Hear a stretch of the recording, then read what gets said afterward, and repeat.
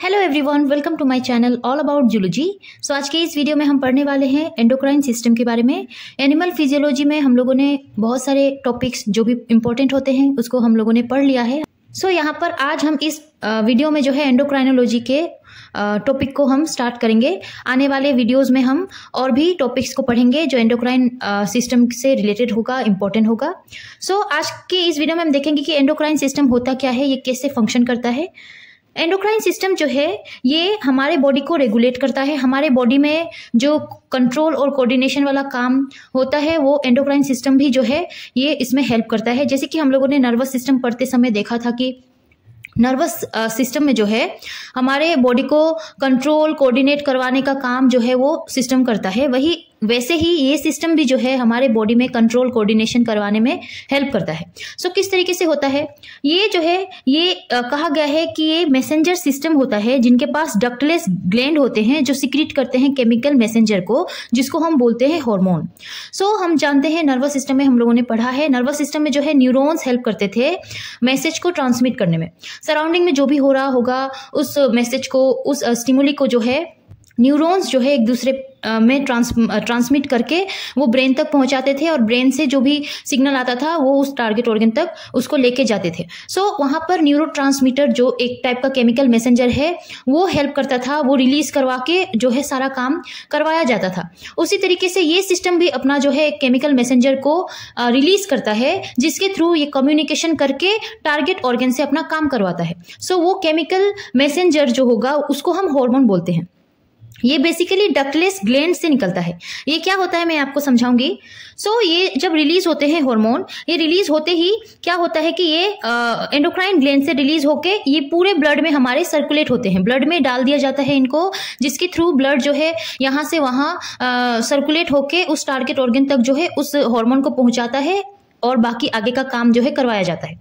सो इस तरीके से ब्लड स्ट्रीम में इस हार्मोन को डाल दिया जाता है जो सर्कुलेटरी सिस्टम से जो है उस टारगेट ऑर्गन के पास जाके उसको रेगुलेट करता है। और वो ऑर्गन कहीं भी प्रेजेंट हो सकता है, हाँ तो वो सामने प्रेजेंट होगा या डिस्टेंटली किसी ऑर्गन में भी अगर वो हार्मोन को पहुंचाना हो तो ये सर्कुलेटरी सिस्टम के हेल्प से ही करवाया जाता है। अब यहाँ पर ग्लैंड्स जो होते हैं ये दो ग्लैंड्स हमें मेनली पढ़ना होता है। बेसिकली यहाँ पर एंडोक्राइन ग्लैंड और एक्सोक्राइन ग्लैंड, ये दो टाइप का ग्लैंड हमें देखने को मिलता है। एंडोक्राइन ग्लैंड में जो है ऐसे ग्लैंड या बॉडी ऑर्गन्स होते हैं जो हार्मोन को रिलीज करते हैं, बट इनमें क्या होता है कि ये डक्टलेस होते हैं। इनके स्ट्रक्चर में ऐसा ट्यूब लाइक स्ट्रक्चर या डक्ट प्रेजेंट नहीं होता है जिसके थ्रू हार्मोन रिलीज होता है। एक्सोक्राइन ग्लैंड्स में ऐसा होता है, इनमें जो है डक्ट प्रेजेंट होता है जिनके थ्रू ये जो भी सिक्रीट करते हैं, लाइक जैसे कि म्यूकस हो गया, सलाइवा हो गया, ये सारे जैसे कि एंजाइम्स हो गए, वो सब्सटेंस ये जो है अपने जो है डक्ट के हेल्प से उसको बाहर निकालते हैं।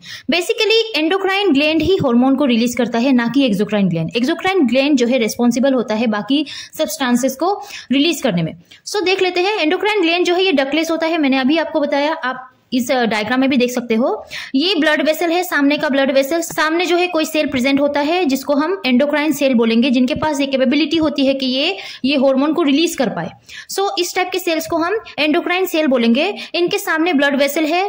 सो क्या हुआ है कि ये जो सेल है इसने ऐसे केमिकल मैसेंजर को रिलीज किया है जिनको हम हार्मोन बोलते हैं, उसको डायरेक्टली ब्लड में ट्रांसमिट कर दिया जाता है और ब्लड से ये जो है डायरेक्टली इस तरीके से सर्कुलेट होकर उस टारगेट ऑर्गन तक जा पाता है। आप लोगों ने यहाँ पर देखा, यहाँ पर कोई डक्ट या ऐसे ट्यूब लाइक स्ट्रक्चर प्रेजेंट नहीं है जिसके थ्रू वो निकल के वो जो है हार्मोन निकल के इस ब्लड में गिरे। सो ऐसा कुछ नहीं होता, डायरेक्टली इसको पोर किया जाता है ब्लड में। बट एक्सोक्राइन ग्लैंड में ऐसा नहीं होता है। एक्सोक्राइन ग्लैंड ऐसे ऑर्गन्स होते हैं जिनके पास एक्सोक्राइन सेल्स होते हैं जो सब्सटेंसेस को रिलीज करते हैं। कैसे टाइप के सब्सटेंस, लाइक स्वेट हो गया, सलाइवा हो गया, एंजाइम हो गया या म्यूकस हो गया, ये ऐसे सब्सटेंसेस को सिक्रीट करके जो है इस डक्ट के हेल्प से, इनके स्ट्रक्चर में एक डक्ट लाइक स्ट्रक्चर भी प्रेजेंट होता है, इस डक्ट के हेल्प से उनको बाहर निकालते हैं और आसपास के किसी ऑर्गन में इसको ट्रांसमिट करते हैं, मतलब इसको भेजते हैं।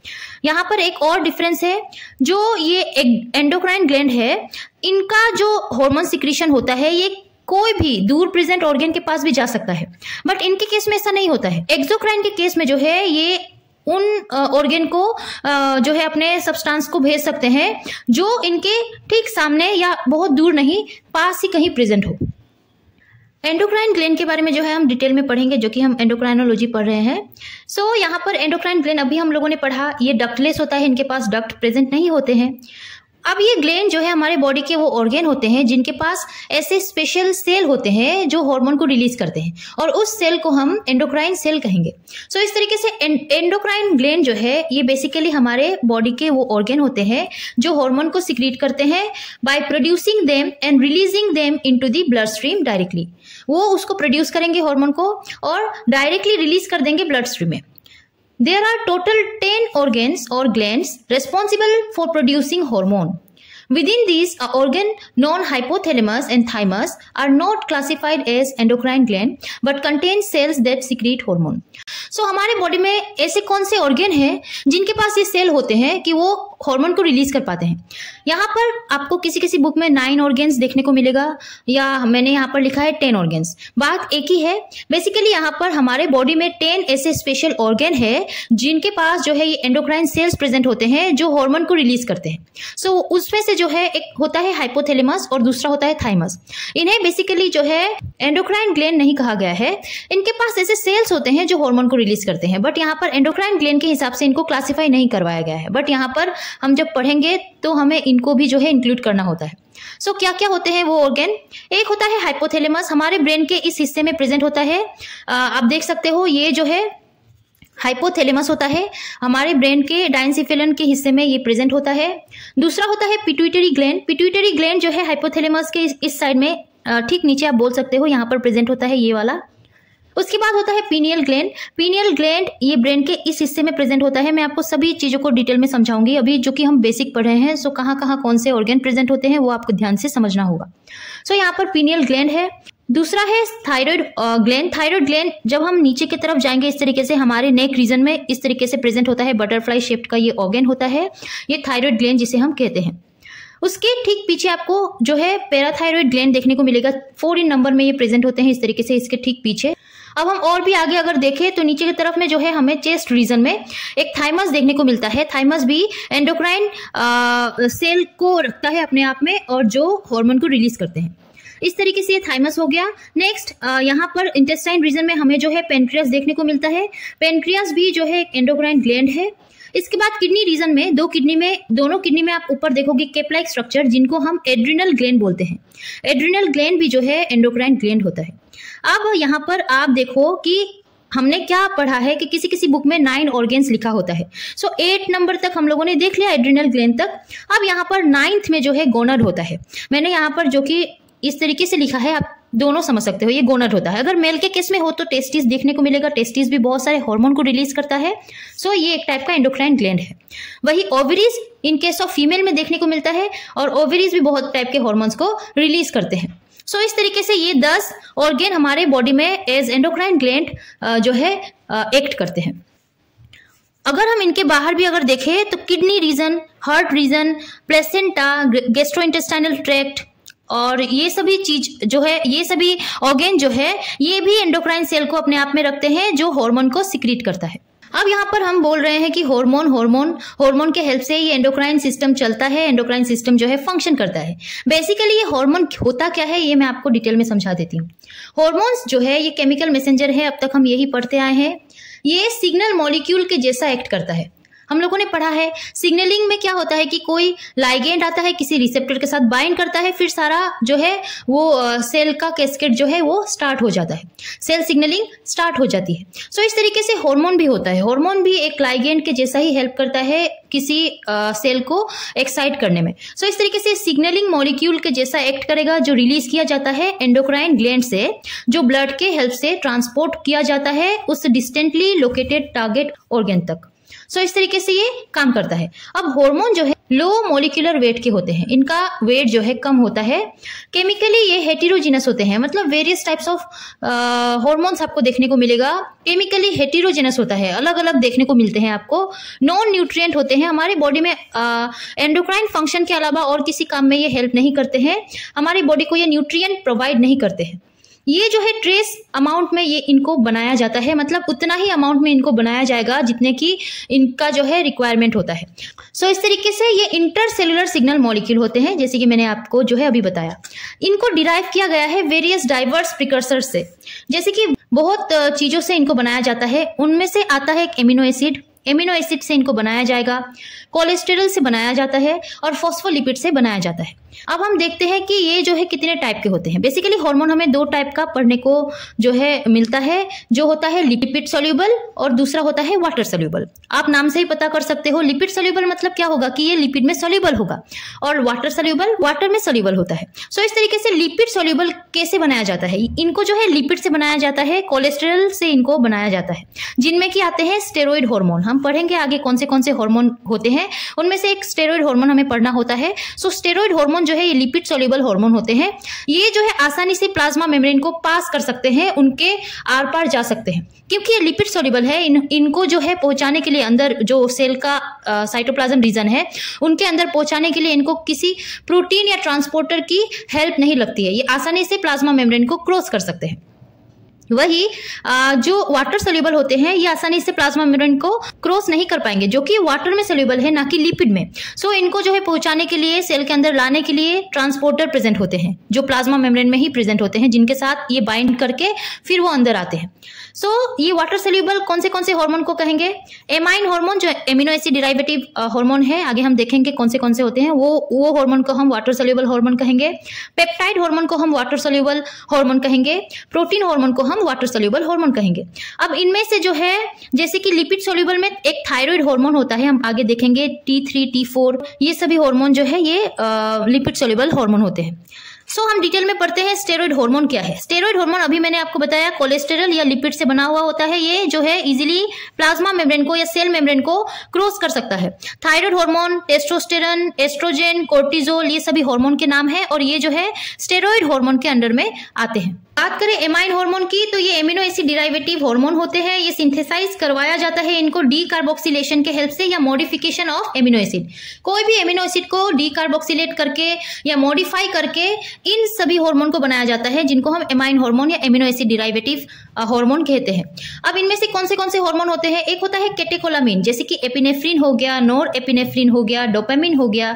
ये सभी हार्मोन होते हैं जो टायरोसिन नाम के एमिनो एसिड को मॉडिफाई करवा के बनाया जाता है। वही एक हो गया हिस्टामिन हार्मोन, जो हिस्टिडीन नाम के एमिनो एसिड को मॉडिफाई करके बनाया जाता है। सेरोटोनिन है और मेलाटोनिन है, जो ट्रिप्टोफेन नाम के एमिनो एसिड को डिराइव करके, मतलब मॉडिफाई करके बनाया गया है। और अभी हम देखें अगर पेप्टाइड हार्मोन को, तो पेप्टाइड हार्मोन जो है, बेसिकली पेप्टाइड क्या होता है? पेप्टाइड होता है एमिनो एसिड जुड़ के जो एक छोटा सा चेन बनता है, उनको हम पेप्टाइड बोलते हैं। सो पेप्टाइड जो है ये क्या होते हैं? एमिनो एसिड के चेन से बने होते हैं, या प्रोटीन हार्मोन भी आप इनको बोल सकते हो। जो लंबा पेप्टाइड होता है उनको हम आगे जाके प्रोटीन ही बोलेंगे। सो प्रोटीन हार्मोन होता है। जैसे कि इनमें कौन से हो जाते हैं हार्मोन? एक होता है पेप्टाइड हार्मोन, एक होता है प्रोटीन हार्मोन। पेप्टाइड हार्मोन कैसे होते हैं? स्मॉलर होते हैं, छोटे होते हैं। Amino acid 3 to 49 amino acid का चेन होता है, और प्रोटीन हार्मोन के केस में ये लार्जर होते हैं और इनमें 50 to 200 एमिनो एसिड का चेन होता है। आप फर्क जो है देख सकते हो। अगर हम एग्जांपल देखें पेप्टाइड हार्मोन का, तो एंटी डायूरेटिक हार्मोन, जिनको जो है वेसोप्रेसिन भी कहा जाता है, वो इनके अंडर में आते हैं। ऑक्सीटोसिन भी पेप्टाइड हार्मोन ही होता है। प्रोटीन हार्मोन को अगर हम देखें तो ग्रोथ हार्मोन, इंसुलिन, ये सभी प्रोटीन हार्मोन होते हैं। अदर हार्मोन जैसे कि थायराइड स्टिमुलेटिंग हार्मोन है, हम सभी हार्मोन को डिटेल में पढ़ेंगे। यहाँ पर ये हार्मोन भी जो है ये क्या होता है? ग्लाइकोप्रोटीन हार्मोन होता है। ग्लाइकोप्रोटीन का मतलब है कि इनमें जो है कार्बोहाइड्रेट ग्रुप अटैच रहता है, और जिसमें भी कार्बोहाइड्रेट ग्रुप अटैच हुआ उसको हम ग्लाइकोप्रोटीन हार्मोन बोलेंगे। सो आप याद रखिएगा। अब यहाँ पर देखते हैं एक्शन क्या है, हार्मोन का जो एक्शन है वो कैसा होता है। दो टाइप के एक्शन को ये जो है शो करते हैं, जैसे कि एक्साइटेटरी हार्मोन, इसको स्टिमुलेटरी हार्मोन भी कहा जाता है, और एक होता है इनहिबिटिंग हार्मोन, जिनको जो है यूज किया जाता है कि किसी काम को वो रोक के जाके।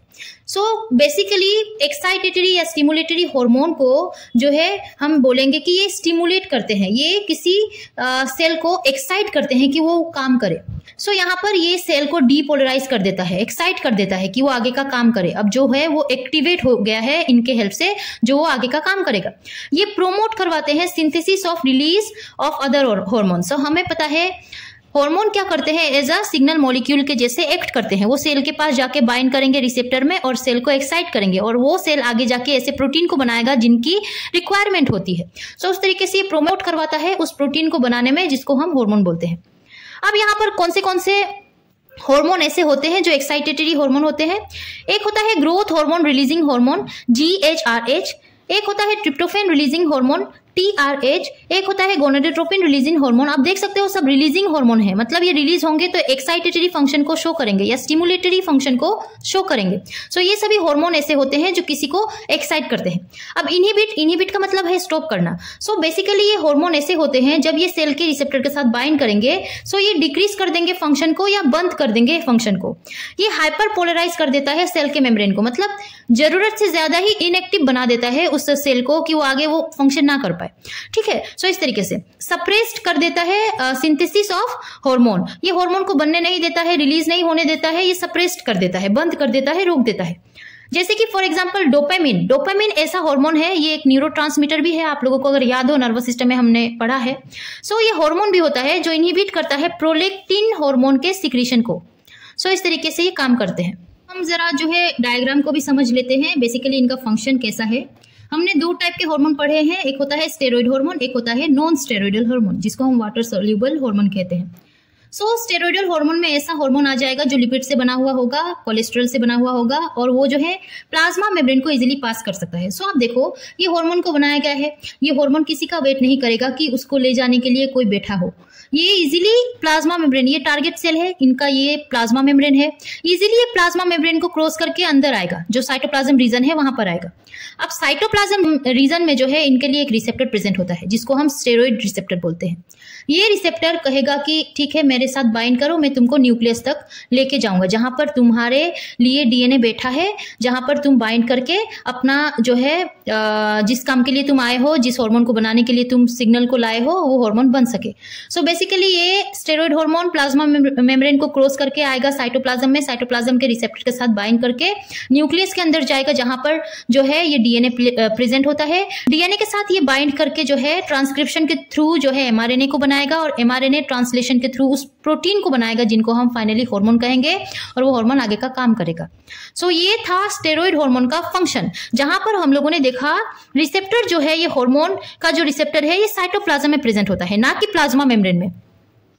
और स्टेरॉइड हार्मोन जो है इजीली प्लाज्मा मेम्ब्रेन को पास कर सकता है। सो स्टेरॉइड हार्मोन का ये फंक्शन है। अब नॉन स्टेरॉइडल हार्मोन को अगर हम देखें, जिनमें एमाइन हार्मोन आते हैं, प्रोटीन हार्मोन आते हैं, पेप्टाइड हार्मोन आते हैं, सो अगर उनको देखें तो वो कैसे होते हैं, वो बेचारे किसी का वेट करेंगे कि कोई उनको लेके जाए, क्योंकि वो प्लाज्मा मेम्ब्रेन को जो है क्रॉस नहीं कर सकते हैं। सो बेसिकली यहाँ पर उनके लिए टारगेट ऑर्गन के प्लाज्मा मेम्ब्रेन में ऐसे रिसेप्टर प्रेजेंट होंगे कि वो वेट करेंगे कि हार्मोन आओ मेरे साथ बाइंड करो, मैं तुमको अंदर लेके जाता हूँ सेल के।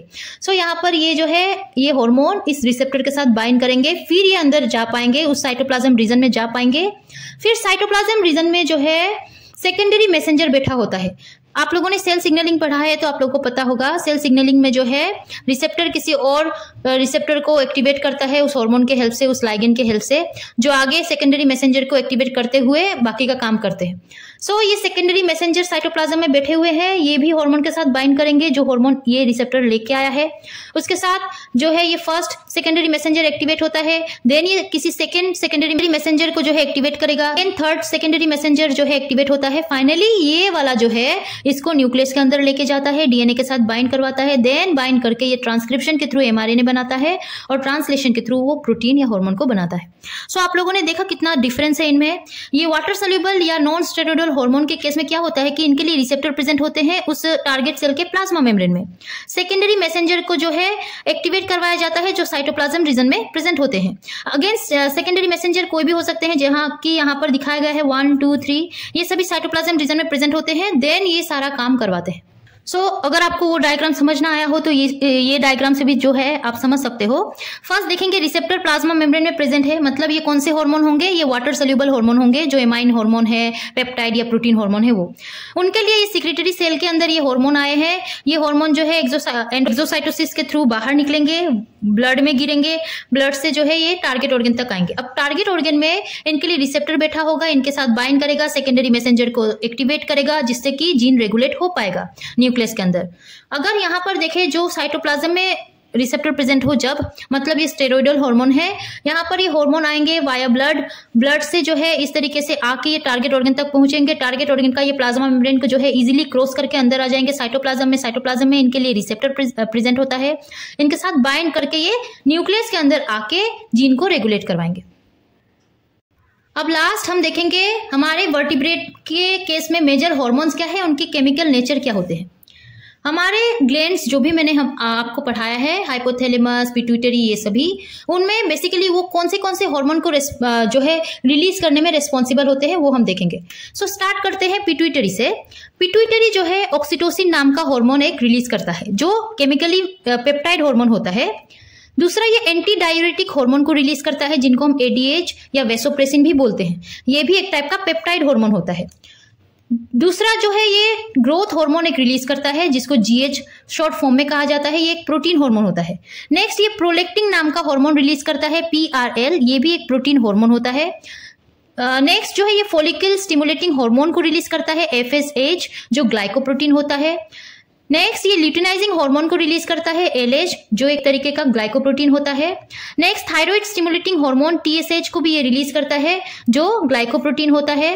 नेक्स्ट एड्रेनोकोर्टिकोट्रोपिक हार्मोन एसीटीएच नाम का हार्मोन ये रिलीज करता है जो होता है पेप्टाइड हार्मोन। सो आप देख सकते हो पिट्यूटरी ग्लैंड ने कितने सारे हार्मोन को रिलीज किया है और कौन से नेचर के हैं। सो ये इसके ऊपर बहुत जो है क्वेश्चन पूछे जाते हैं, दैट्स वाई मैंने यहाँ पर लिख के रखा है, आप अच्छे से इसको ध्यान से याद कर लीजिएगा। नेक्स्ट होता है थायराइड ग्लैंड। थायराइड ग्लैंड कौन से हार्मोन को रिलीज करते हैं, एक होता है T3 जिनको ट्राई आयोडोथायरोनिन कहा जाता है और एक होता है T4 जिसको टेट्रा आयोडोथायरोनिन या थायरोक्सिन कहा जाता है, वो एमाइन हार्मोन होते हैं। नेक्स्ट कैल्सिटोनिन भी थायराइड ग्लैंड से ही निकलता है जो पेप्टाइड हार्मोन होता है। अब यहाँ पर पैराथायराइड ग्लैंड कौन से हार्मोन को रिलीज करता है, ये पैराथायराइड हार्मोन को रिलीज करता है जो पेप्टाइड हार्मोन होते हैं। पेनक्रियास जो है ये इंसुलिन नाम का और ग्लूकागोन नाम के हार्मोन को रिलीज करता है जो दोनों प्रोटीन हार्मोन होते हैं। नेक्स्ट देखिए एड्रिनल ग्लैंड जो है ये दो हिस्से में प्रेजेंट होते हैं, एक होता है एड्रिनल मेडुला, एक होता है एड्रिनल कॉर्टेक्स। एड्रिनल मेडुला से एपिनेफ्रिन नॉरएपिनेफ्रिन रिलीज होता है और एड्रिनल कॉर्टेक्स से जो है ग्लूकोकोर्टिकोइड्स और मिनरलोकोर्टिकोइड्स रिलीज होते हैं। जो एड्रिनल मेडुला से रिलीज होता है एपिनेफ्रिन और नॉरएपिनेफ्रिन ये एमाइन हार्मोन होते हैं, अमीनो एसिड डिराइवेटिव होते हैं। और जो एड्रिनल कॉर्टेक्स से ग्लूकोकोर्टिकोइड और मिनरलोकोर्टिकोइड रिलीज होता है वो स्टेरॉइड हार्मोन होते हैं। पीनियल ग्लैंड से अगर देखें तो मेलाटोनिन नाम का हार्मोन रिलीज करवाया जाता है इनसे जो होता है एमाइन हार्मोन। थाइमस से थाइमोसिन नाम का हार्मोन रिलीज होता है जो होता है peptide hormone. Gonads in male अगर टेस्टिस देखें तो टेस्टिस से एंड्रोजन रिलीज होता है जो होता है स्टीरॉइड हार्मोन। और गोनाड में ओवरीज अगर फीमेल के केस में ओवरीज से जो हार्मोन निकलता है उसको देखें तो होता है एस्ट्रोजन जो होता है स्टेरॉइड हार्मोन।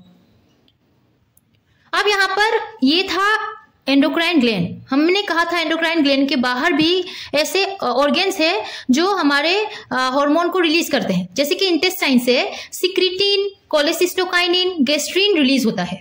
इनमें ये सभी जो होते हैं पॉलीपेप्टाइड के बने होते हैं, जैसे कि सिक्रीटिन पॉलीपेप्टाइड का बना होता है, 27 एमिनो एसिड से बना हुआ होता है। कोलेसिस्टोकाइनिन पॉलीपेप्टाइड ही होता है, 23 एमिनो एसिड से बना हुआ होता है। गैस्ट्रीन भी पॉलीपेप्टाइड होता है, 17 एमिनो एसिड से बना हुआ होता है।